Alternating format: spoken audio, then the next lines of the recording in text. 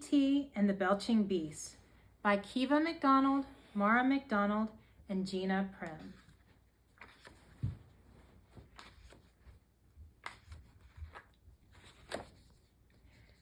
When TiTi was a girl of 4, her sister Tara 8 years more, Mom moved them to a different home with much more room for kids to roam. Both girls, excited, cleaned the rooms and swept the wooden floor with brooms. They unpacked all their toys and clothes and placed them in the rooms they chose. Then they went shopping to fetch up their favorite nuggets and ketchup. And after everyone was fed, they slept well in their comfy beds.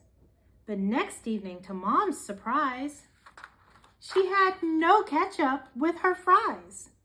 She called in Tara and TiTi and said, "Explain this now to me." Tara and TiTi just stared and said, "It wasn't me," and shook their heads.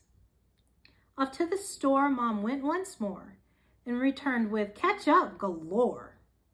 That night, TiTi from dreams awoke to a strange sound. Was it a joke?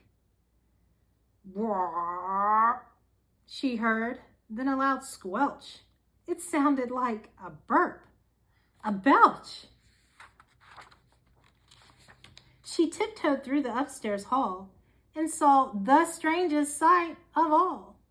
For in the fridge's glowing light, she saw a truly frightening sight. A big purple and furry beast stood there enjoying quite a feast. With tongue and one long tooth, it slurped the ketchup down its throat, then burped. "Bwah, bwah." TiTi then ran to Tara's room and yelled, "A beast downstairs, it's true!" Tara awoke to the loud screams and said, "TiTi, it's just a dream. Go back to sleep and you will see all will be fine in the morning." Again, TiTi ran to the hall and looked downstairs. Nothing at all. Surely it was not a nightmare, that belching beast with purple hair.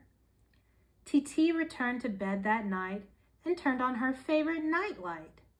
But the beast must have heard TiTi's cries, for when she went to close her eyes, she heard TiTi, TiTi.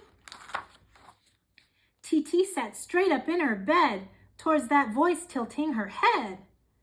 The beast outside her window pane, she knew it. She was not insane. It said, "TiTi, for years and years, the man who lived in this house here was my good friend, and every day would leave me ketchup on a tray. I love ketchup and was afraid that when he up and moved away, I would have no ketchup again unless I found another friend. TiTi, be my friend, start today and leave me ketchup on a tray." Well, TiTi just stared in awe until a tear rolled off its jaw.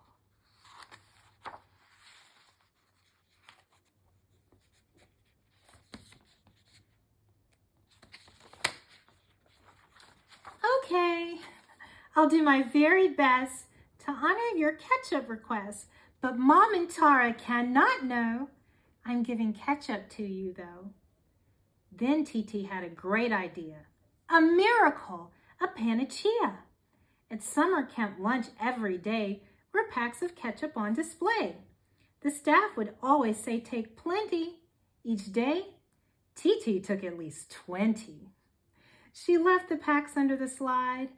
No, the beast couldn't come inside. But every now and then she'd hear the loudest noise ring through her ears. "Brrrr, brrrr." A smile would come across her face, knowing the beast was stuffed and safe. The end. Make sure that you catch TiTi's other tales of her strange visitors. TiTi and the Wily Witch, TiTi and the Spooky Skeleton, and TiTi and the Vexing Viola. Thank you.